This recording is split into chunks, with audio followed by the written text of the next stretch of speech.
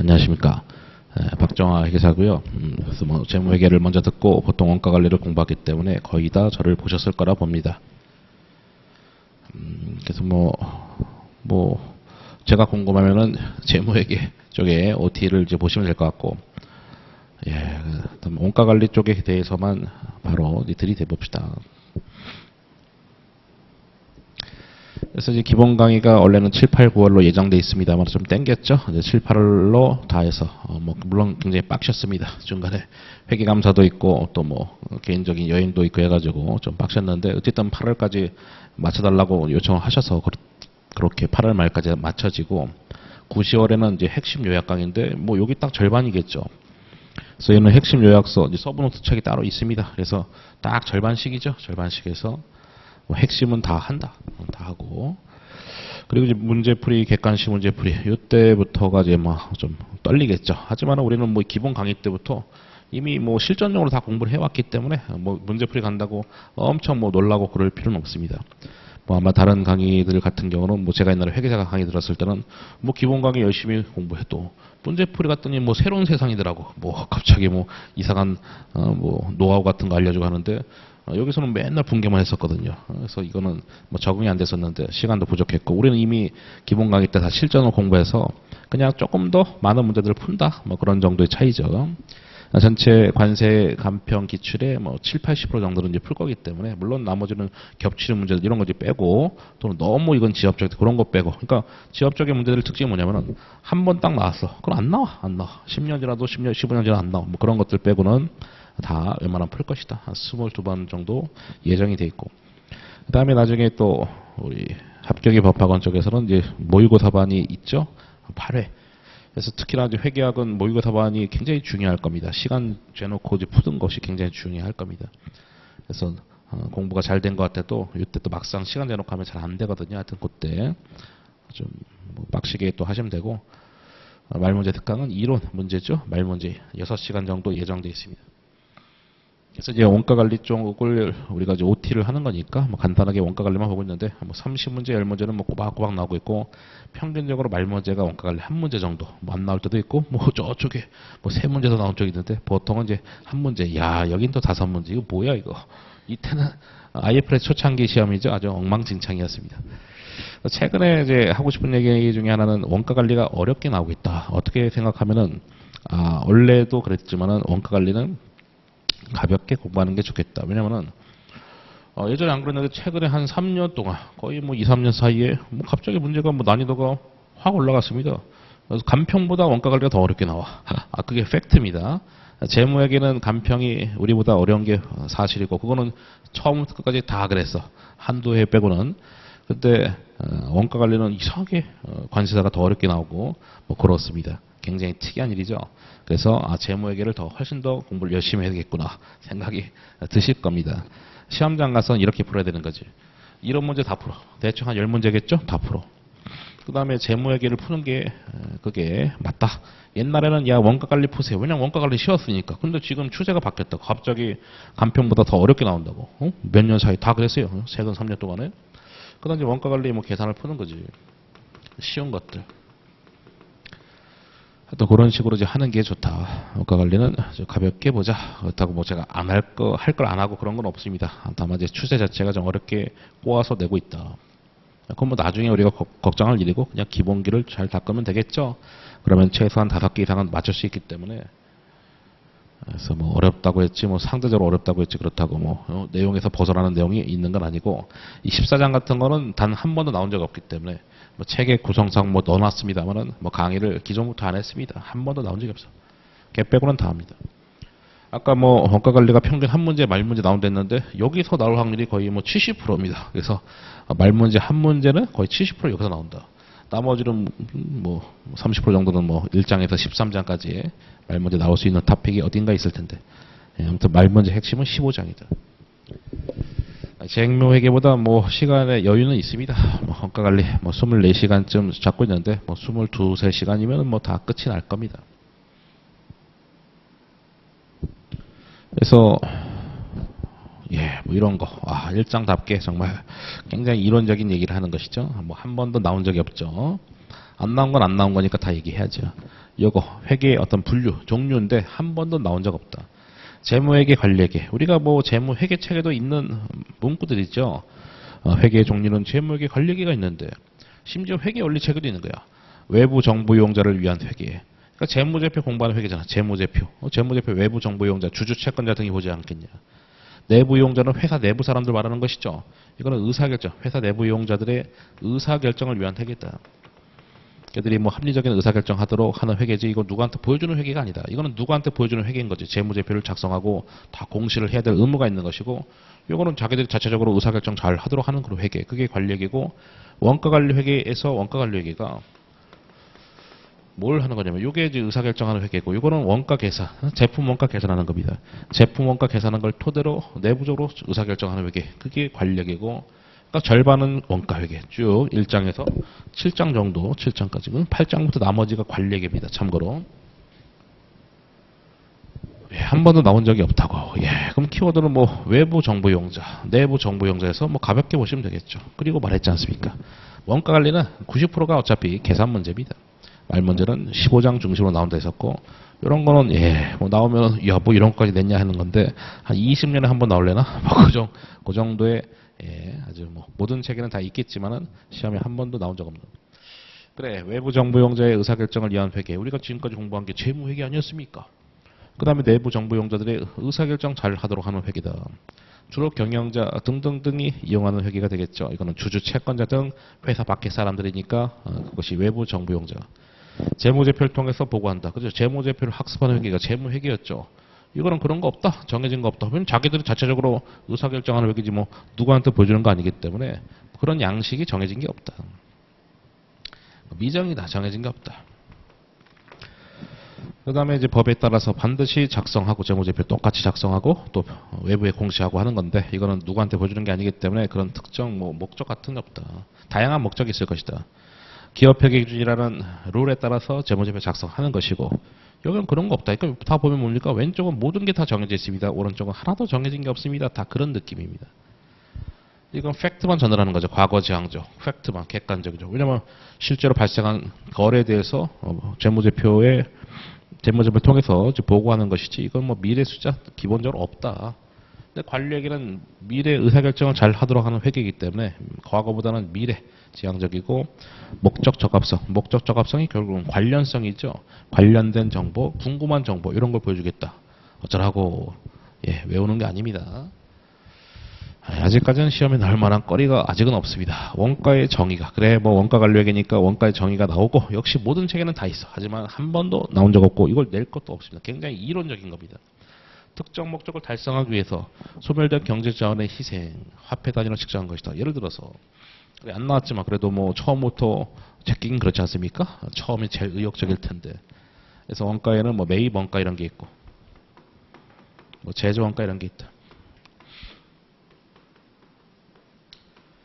우리가 지금까지 공부했던 재무회계는 유통업 베이스로 공부한 것이죠. 상품을 얼마로 매입해서 얼마에 팔았다. 그 다음에 지금 하는 원가관리회계는 제조 베이스 회계입니다. 머릿속에 공장이 있어야 돼. 물건 만들어서 파는 업종이라고. 업종이 싹 바뀌었습니다. 유통업에서 제조업으로 바뀐 거야 지금. 이거는 상품 구입 위해서 필요한 돈 이거지. 굳이 뭐 이거 설명한다면 상품 구입 시 뭐 필요한 돈이다. 쓴 돈이다. 쓴 돈. 이건 제품 제조 시 쓴 돈이지 뭐. 제품 제조 시 쓴 돈이다. 특정 목적을 달성. 여기는 상품 구입. 여기는 제품 제조. 그게 특정 목적이죠. 굳이 말하면. 소멸된 경제적 자원. 경제적 자원은 현금이야. 돈이라고 보시면 됩니다. 돈. 그래서 돈을 희생했다. 썼다 이거지. 쓴 돈이다. 그래서 특정 목적을 달성하기 위해서 쓴 돈. 화폐 단위로 측정하고. 그럼 매입 원가가 뭐 상품 구입과 말하는 거고, 제조 원가는 제품 만들 때 들어가는 뭐 그런 지출액들을 말한다. 그래서 뭐 이런 건 굉장히 이론적인 거니까 아직까지는 이런 거에다 막 빡시게 뭐 하려 하지 마시고, 이것도 역시나 한 번도 나온 적 없어. 제가 말한 한 번도 나온 적 없는 거는 거의 뭐 15년 동안 안 나온 거기 때문에 그냥 가볍게 보시면 되는데, 야 그래도 궁금해 죽겠어. 원가, 자산, 비용, 손실이 있는데 난 너무나 의욕적이야. 그럼 한번 설명해 봅시다. 예를 들어서 뭐 제조원가, 그러니까 제품 제조 시 모든 비용입니다.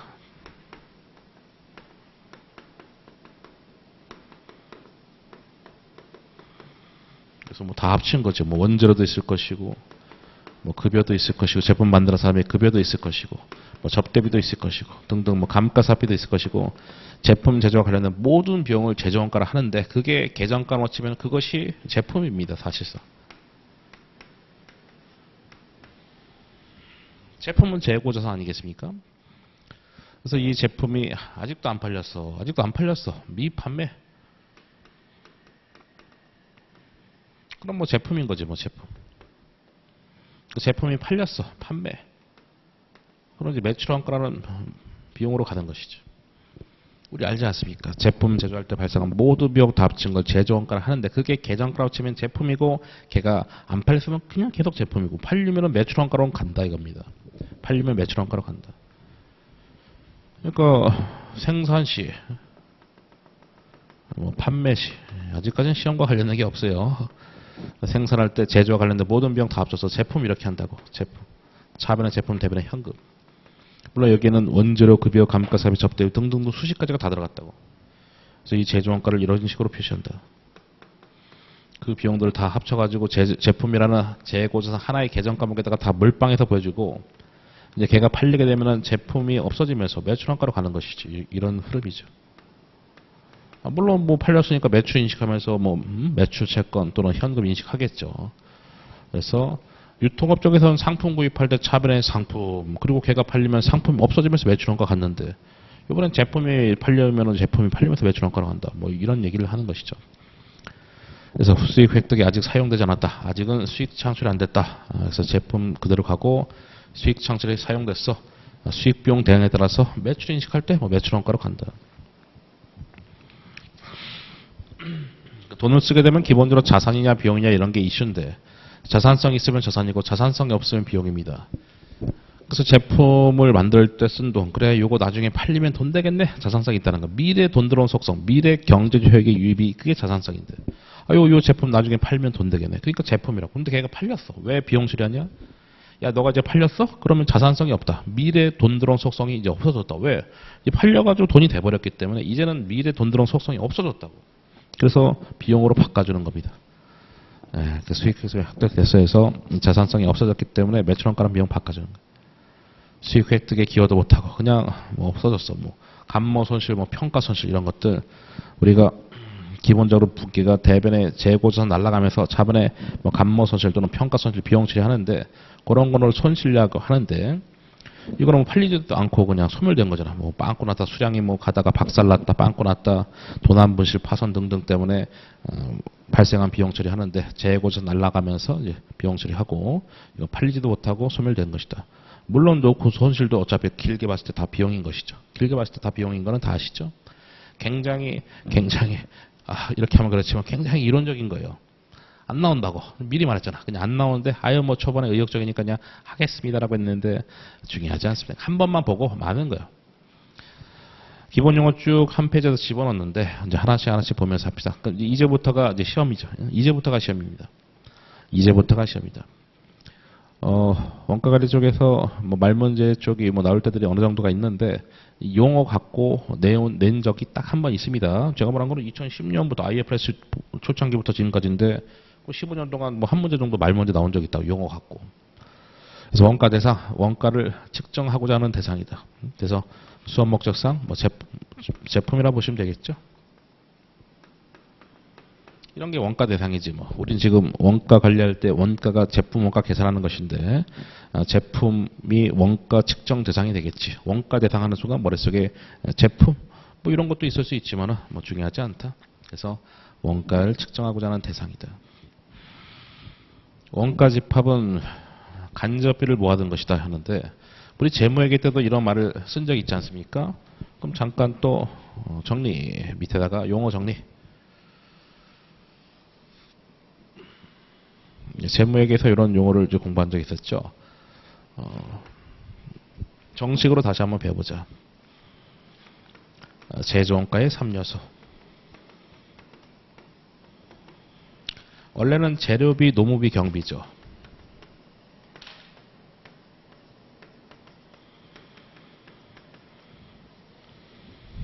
네가 제조할 때 들어간 비용들이 제조 원가라 했고 수십 가지가 된다며. 근데 왜 세 개밖에 없냐? 재료비하고 노무비는 너무나 대표적인 것이고, 그렇죠. 재료 갖고 사람을 일을 할 때 뭐 노무비 발생하고 이 두 개가 너무나 대표적인 것이고, 기타 등등의 제조 원가는 다 경비죠. 뭐 감가사업비, 접대비 등등 다 경비겠죠. 수십 가지가 여기 다 들어가겠죠. 오케이, 그렇다 치고, 물론 이런 걸 다 합쳐서 우리는 제품이라는 단어 쓰는데 이걸 또 이렇게 변형시킨다 이겁니다. 직접 재료비,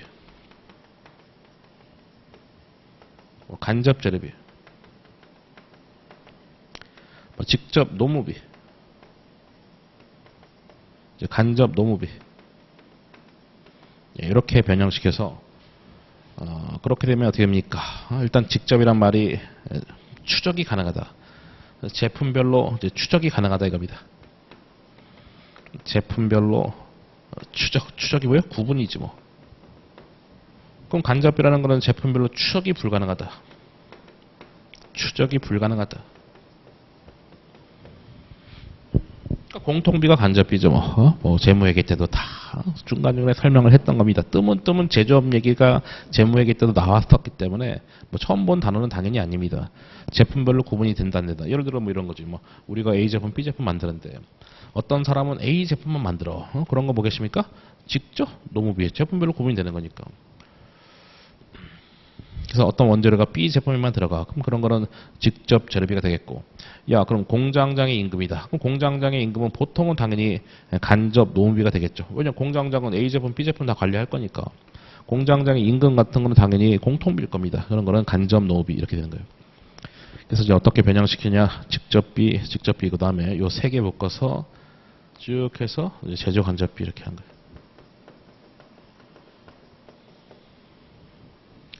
그래, 제품별로 구분이 가능하다, 불가능하다 해서 직접비, 간접비 하는 건 알겠는데 왜 경비는 직접비, 간접비 구분 안 하냐? 걔는 사실상 간접비, 공통비라는 겁니다.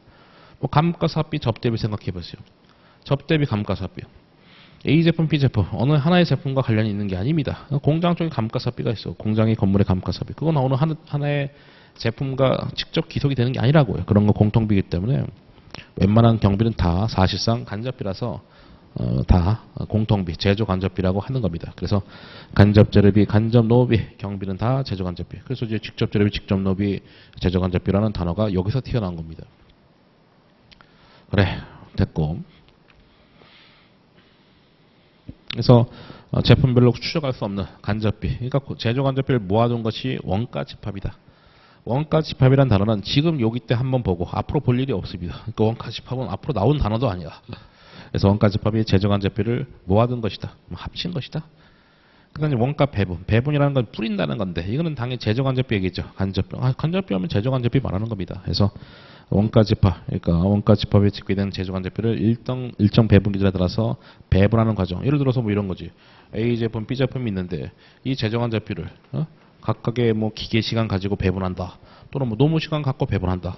뭐 생산량 갖고 배분한다. 뭐 그렇게 해서 하여튼 뿌려주는 게 배분이라고. 뭐 별거 없죠. 그래서 배분은 당연히 공통비 얘기하는 것이죠. 제조 간접비. 그다음에 우리가 언제 시작했지? 기억도 안 난다. 예, 하여튼 원가 배분 과정 보시죠. 잠깐만요. 그 용어까지 하고 실 건데 원가 배분 과정인데 그래서 뭐 결국 직접비라는 것은 제품별로 구분 가능하다. 만약에 영화 A, B를 만든다. 뭐 이런 거지. 영화 배우의 출연료, 필름 이런 거는 당연히 각각 제품마다 구분이 가능하기 때문에 직접비라 하는 것이고 뭐 기계장치, 촬영기계 감가사업비. 제 친구가 이제 촬영 뭐라지 거기도 촬영 감독이구나. 촬영 감독인데 뭐 신기하더라고. 막 연예인 얘기 해주는데 누구는 뭐 인성이 어떻고 막 술 먹을 때 막 얘기해 주거든요. 막 신기하더라고. 누구는 뭐 쓰레기고 막 이런 얘기 해주는데 누구는 그래서 뭐 잘 죽었고 막 이런 얘기 합니다. 마약 먹다 죽고 다 했는데 걔네들 잘 알고 있더라고. 하여튼 뭐 촬영 기계 감가사비 같은 건 당연히 이 영화에도 다 쓰이니까 그런 거는 이제 배분해 준다 이겁니다. 그런 것이 공통비, 간접비가 되겠죠. 원가 행태. 조업도 수준에 따라서 일정한 양상으로 변화라는 변동 양상. 뭔 소리야? 일단 조업도라는 것은 뭐 뒤에도 나오겠지만은 뭐 생산량, 뭐 판매량, 뭐 기계 시간, 물론 예시죠. 노무 시간 뭐 이런 거라 보시면 돼. 뭐 그러한 활동을 말하는 겁니다. 그러니까 머릿속에 그냥 헷갈리면은 어차피 조업도 정확한 정의도 뭐 이따가 나오지만 그래봤자 그냥 이런 활동을 말하는 거야. 생산량, 판매량, 기계시간, 노무시간 등등의 활동을 조업들하는 거니까 헷갈리면은 그냥 생산량을 보시면 생산량. 그리고 생산량 등에 따라서 일정한 양상으로 변화되는 변동 양상이 원가 행태인데요. 우리는 지금 뭐 하고 있습니까? 용어 공부하고 있죠. 15년 동안 딱 한 번 용어 갖고 나온 적이 있다 했는데 물론 나올 확률은 굉장히 낮은 겁니다. 뭐 굳이 나올 필요가 없는 게 나온 거지 뭐. 물론 우리가 뭐 앞부분에서 다 공부하던 주제들인 건데 용어로 딱 한 번 말 먼저 나온 적이 있었다. 그러니까 요거 갖고 이 원가 행태에 따라서 좀 이따가 어떻게 볼 것이냐? 이제 변동비, 고정비 그렇게 보겠지. 원가 행태에 따라서 변동비, 고정비. 대충 뭐 느낌 오겠죠? 자세한 것도 이따가 보면서 그림도 보면서 할 거니까 그래 원가 행태에 따라서 변동비, 고정비를 구분하는데 좀 이따가 더 자세한 거 보자. 원가 동의. 우리는 지금 글씨를 공부하고 있다. 하나하나 용어들을 공부하고 있다. 원가가 발생되는 원인. 원가를 발생시키는 원인이 원가 동인이다. 예를 들어서 이 제조원가 왜 발생했냐? 기계시간 때문에 발생했어. 그럼 기계시간이 원가 동인이 되는 것이고 노무시간 때문에 이 비용이 발생했어. 노무시간이 원가 동인이 되는 것이고 그러니까 원가를 발생시키는 원인이라고. 원가. 이게 다 한자잖아. 한자. 원가를 발생시키는 원인이다. 뭐 다양한 원가 동인이 있는 거지. 이런 거 외우는 거 아니죠. 외우는 거 아니라고. 시간이 될 수도 있고 횟수가 될 수도 있고 면적이 될 수도 있고 뭐 다양할 수 있겠지. 이런 거 외우는 거 아니고 정해진 거 없다. 우린 지금 뜻을 공부하고 있는 원가를 발생시키는 원인. 조업도 아까 말했죠. 생산량, 판매량, 노무시간, 기계시간 같은 그런 활동을 말한다고.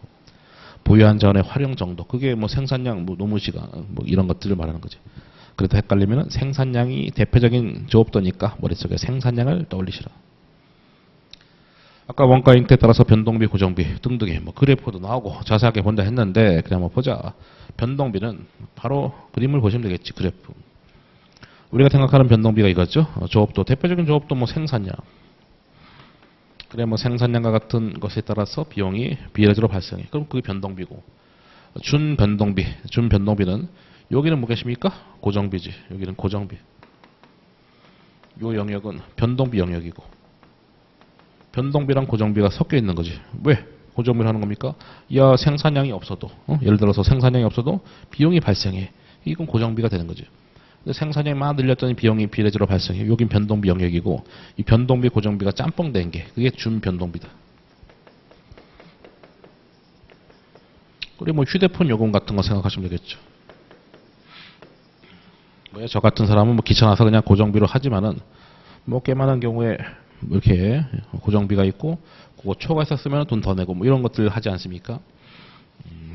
하여튼 뭐 휴대폰 요금 같은 거 생각하시면 되겠다. 그리고 우리가 생각하는 고정비는 왼쪽인 것이죠. 생산을 많이 하든 적게 하든 픽스 돼 있다 이거지. 뭐 대표적으로 뭐 감가상각비 같은 것들. 생산을 많이 한다고 감가상각비가 커지는 거 전혀 아니죠. 뭐 공장 쪽의 임차료도 마찬가지죠. 아니 감가상각비는 자산 나누기 내용뉴스잖아요. 생산량하고 상관없다고. 임차료. 우리가 뭐 물건 많이 낸다고 뭐 우리가 평상시 말하는 임대료 그걸 많이 냅니까? 전혀 그런 거 없잖아. 당연히 픽스 돼 있다고. 준고정비. 이런 계단식으로 가는 겁니다. 여기까지는 뭐 고정 비용이 똑같아. 근데 넘어서면은 뭐 비용이 달라져. 이렇게 돼서 택시 요금 같은 거 생각하시면 되겠죠. 택시 요금. 택시 요금 요즘에 뭐 기본료가 얼마인가 탄 지가 하도 오래돼가지고 한 4,800원인가 대충 그 정도 되겠죠. 그래서 이제 조금 있으면 또 뭐 4,900원 되고 이게 뭐 100원씩 올라가지 않습니까? 한동안은 쭉 해서 그 금액 되고 이런 것이 준고정비. 조업대에 따라서 고정비가 다른 것이. 그래서 변동비, 고정비 하면 뭐 기본적으로는 뭐 당연히 순수 변동비, 순수 고정비 뭐 이렇게 해서 그걸 아까 첫 번째 그래프를 떠올리시면 될 텐데 걔는 총액이 일정하죠. 변동비는 단위당 금액이 일정하고 그렇잖아요. 고정비 총액이 일정하다. 당연한 거 아닙니까? 생산을 많이 해도 감가상각비가 뭐 똑같다. 생산을 적게 해도 감가상각비 똑같고 임차료도 마찬가지죠. 하지만 단가는 어떻게 됩니까? 계속 주는 거지. 만약에 뭐 임차료가 100만 원이요. 그리고 생산량으로 나눠. 그럼 그 단가가 나오는 거 아닙니까? 생산량이 점점 커지면 단가 점점 줄어드는 거지. 이렇게 해서 단가가 점점 줄는다. 변동비는 단가가 일정하다 이거지. 그래서 원재료 같은 거, 한 개 만들어도 단가는 100원, 초코파이 2개 만들어도 단가는 100원, 3개 만들어도 원재료 단가는 100원이라고. 단가 똑같다. 대신에 이제 많이 만들면 전체 원가는 비례적으로 발생한다. 그래서 사실 굉장히 쉬운 개념인데 앞으로 제가 계속 말을 할 겁니다. 이하 변동비를 일정하다고 하지 않았습니까? 고정비는 총액이 일정하다 하지 않습니까? 단가 일정하다. 이 얘기를 제가 앞으로 한 10번 이상, 20번 이상은 아마 할 것 같아요. 어디선가 계속적으로 우리가 써먹을 때. 지금은 다 이해되는데 어쨌든 계속적으로 제가 할 말입니다. 고정비는 총액이 일정하다. 변동비는 단가 일정하다.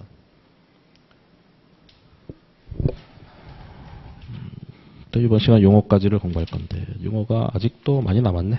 아직도. 추적 가능성, 직접비, 간접비. 우리가 이건 한 것이죠. 직접비, 직접재료비, 직접노비는 직접비라 하는 거죠. 제품별로 구분이 가능하다고. 원가 대상하는 순간 제품이라 보시면 된다 되죠. 제품별로 구분이 가능하다. 추적이 가능하다. 제품별로 구분이 안 된다. 간접비는 뭐 제조 간접비를 말하는 것이죠. 오케이. 그래서 직접재료비, 직접노비, 제조간접비 이미 했죠. 마지막에 보시면은 직접재료비, 직접노비를 제외한 모든 제조원가 당연하지. 어차피 제조원가는 요 셋 중에 하나이기 때문에 제품별로 추적이 가능하다. 이렇게 돼서 직접비가 되는 것이고. 그래서 또 용어 중에 또 핵심 용어들이 있을 텐데 이런 거는 뭐 반드시 하셔야죠. 기초원가, 그리고 기본원가 이런 말도 씁니다. 기본원가. 이 두 개는 가공원가 또는 뭐 전환원가 뭐 이런 말도 씁니다. 어차피 뭐 제조원가 3요소인 거는 뭐 충분히 알겠고 왜 이것이 기초원가 기본원가냐. 그래 지금 우리가 제품을 만드는 제조비입니다. 직접 재료비, 직접 노비가 제품 만들 때 가장 기초가 된다. 가장 기본이 된다. 당연하지. 재료비하고 노무비가 가장 대표적인 거라고. 여기는 왜 가공비냐. 원재료 가지고 제품으로 이제 가공하는 상황입니다. 그럼 원재료 갖고 제품 만들 때 들어가는 기타 등등의 비용. 그럼 직접 노비, 제조간접비가 되겠죠. 원재료 갖고 제품 가공할 때, 원재료 갖고 제품으로 전환할 때, 역시 전환원가 이런 말도 쓴다. 그래서 직접 노비, 제조간접비는 원재료 갖고 제품으로 가공할 때 또는 전환할 때 발생한 비용에서 가공원가. 하여튼 뭐 반드시 아셔야 되는 용어겠죠. 그 다음에 수익비용 대응에 따라서 이런 말을 쓰는데 그러면 이제 우리가 뭐 글씨는 글씨고 이렇게 보시면 돼. 사실 이제 원가라고 하는 것은 사실상 우리가 머릿속에 영업비용이라 보시면 됩니다. 아까 뭐 정의는 뭐 좀 달랐지만 우리 머릿속에 정의는 이거라고. 영업할 때 필수적인 비용. 그 중에서 제조 원가가 있고 그 다음에 뭐 판관비가 있다. 이렇게 보시면 된다. 우리 머릿속으로는. 이거 제조와 관련된 뭐 영업비용이고 이건 제조 무관한 영업비용이고 그렇게 우리 머릿속으로 정리를 하시면 된다. 무관한 영업비용. 그러니까 영업할 때 필수적인 비용이 영업비용인데 제조 쪽이면 제조원가, 그렇지 않으면 판관비.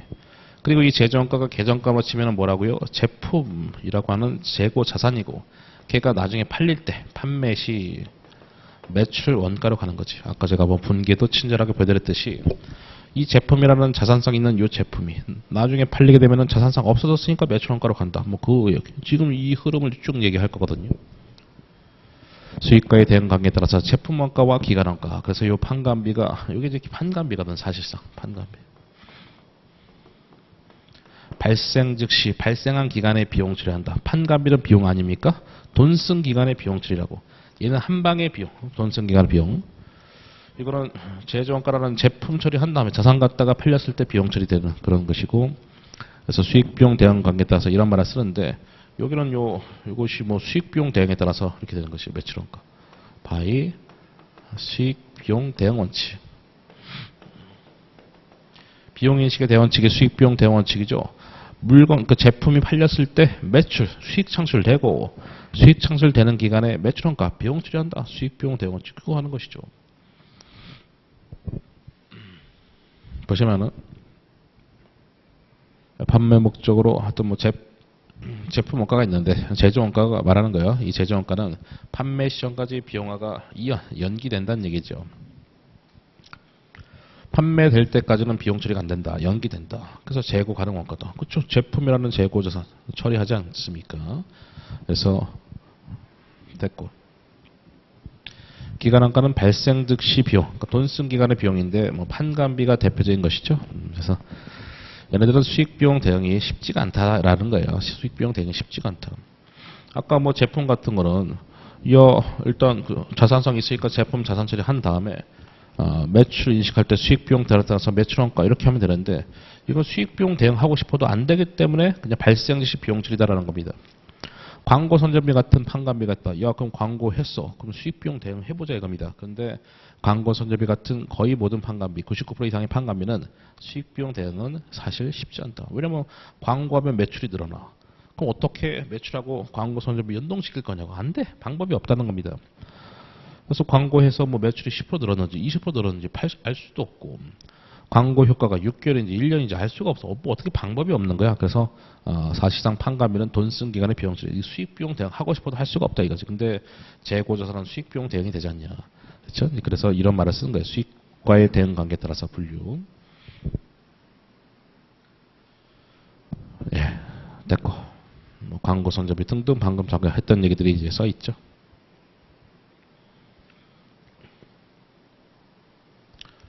그래서 제조와 관련된 것이 제조원가인데 걔는 완성이 되면은 제품이고요.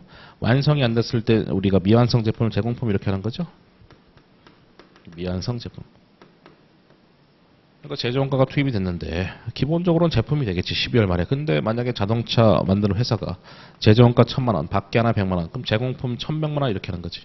12월 말에 완성이 안 됐어. 그럼 제공품 1,100만 원. 아직 완성이 안 됐기 때문에 미완성 제품을 이렇게 한다고. 그러니까 제조원가가 투입됐을 때 기본적으로 제품이라는 단어 쓰는데 완성이 되면 제품인데 완성이 안 되면 미완성 제품을 제공품 이렇게 한다고.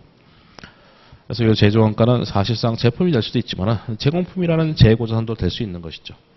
뭐 원칙적으로 뭐 제품이겠죠. 그런 다음에 걔가 팔리면 매출원가를 한다. 그런 흐름이고 제조하고 무관하면은 발생 즉시 비용 처리, 그것이 사실상 판관비 말하는 것이죠. 판관비에서 돈 쓴 기간의 비용 처리인데 걔는 수익 비용 대응을 하고 싶어도 할 수가 없기 때문에 그럴 수밖에 없다. 뭐 이런 흐름입니다.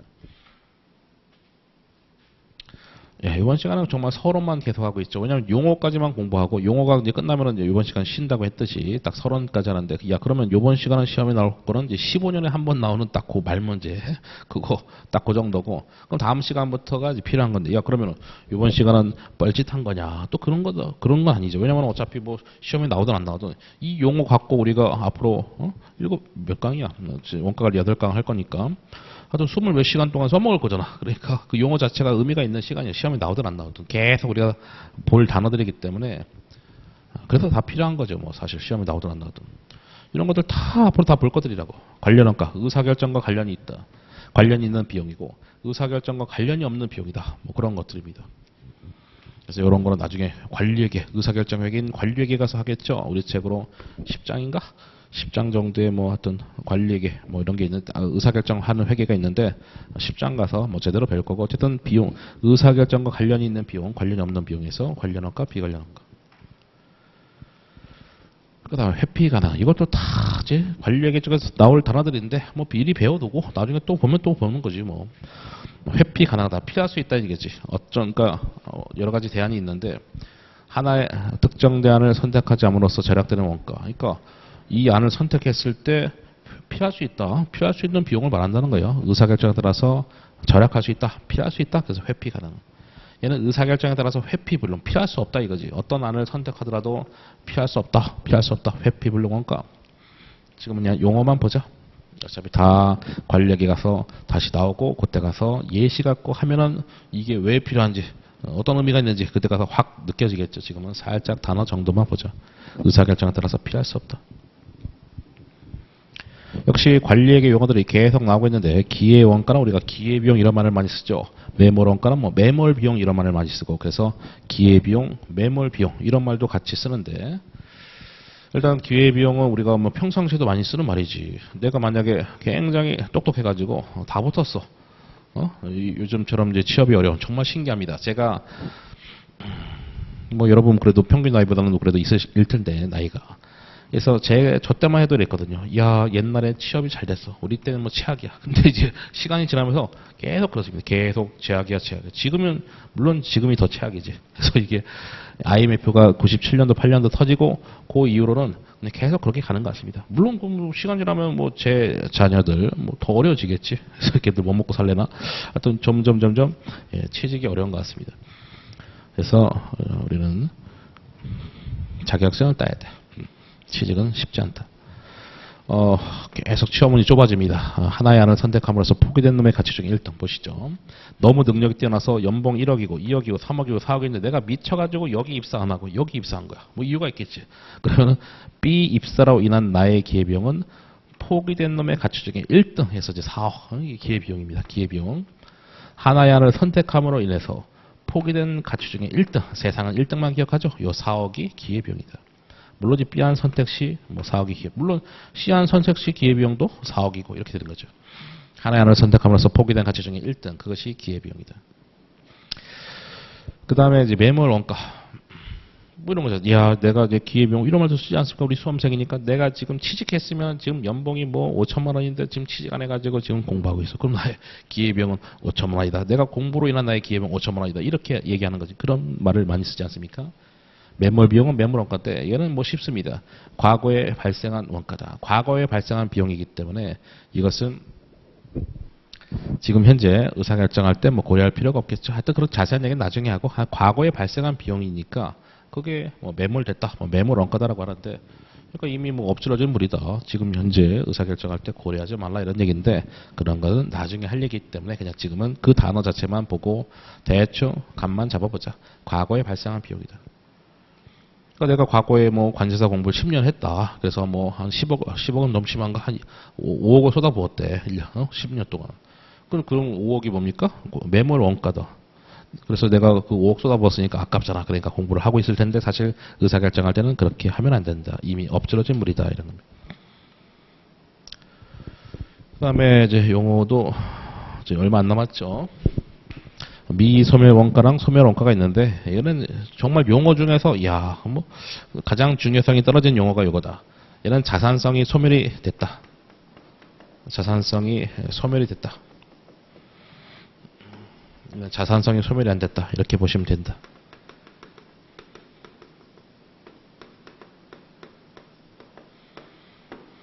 그래서 소멸원가, 미소멸원가 그건데 얘는 글씨 말고 요거를 먼저 봅시다. 용어 중에서 가장 중요성 떨어집니다. 우리가 알지 않습니까? 지출을 했는데 자산성이 있으면 자산, 그러니까 미래 돈 들어온 속성. 지출을 했는데 자산성이 없어. 미래 돈 들어온 속성이 없으면 또는 애매하면 비용이고 이런 것이고 우리가 재고 자산을 뭐 상품, 제품 같은 재고를 만약에 상품을 샀다 이겁니다.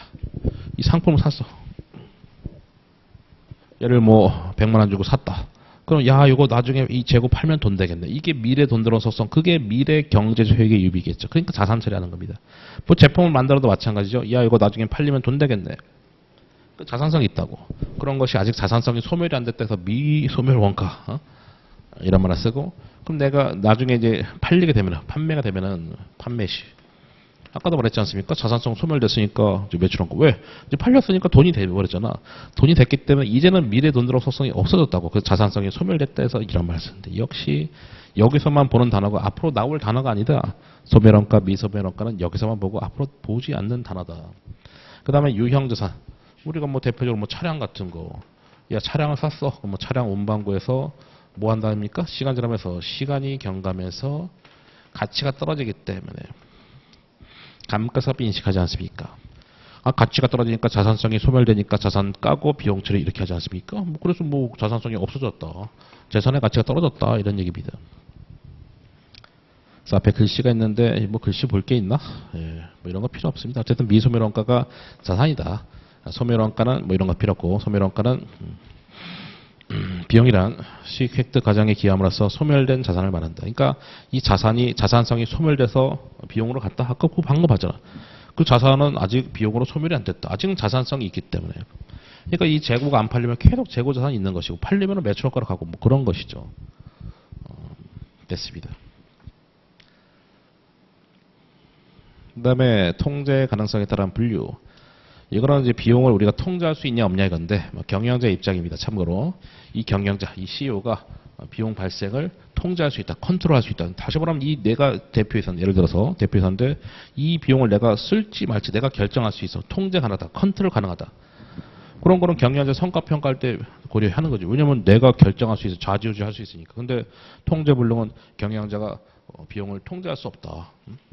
이 비용은 내 뜻과 상관없이 발생해. 그런 거는 내가 어떻게 선택할 수 있는 부분이 아니기 때문에 뭐 성과평가할 때는 배제한다는 건데, 성과평가는 참고로 13장 가서 배울 거니까 그때 가서 숫자 집어넣고 하면은 다 와닿을 겁니다. 지금은 그냥 통제 가능하다. 그래, 경영자가 돈을 쓸지 말지 결정할 수 있다. 통제불능은 경영자가 이 비용을 쓸지 말지 결정할 수 없다. 통제가 안 된다. 뭐 그 정도만 보시면 되겠고. 어쨌든 경영자의 뭐 뜻과 상관없이 비용이 발생하는 것은 성과평가할 때는 배제를 해야 된다. 예, 여기까지가 용어였고요. 중요한 건 지금 이 순간부터인데 여기부터는 완전히 주제가 바뀌었기 때문에 쉬었다 가겠습니다. 쉬었다 가겠습니다.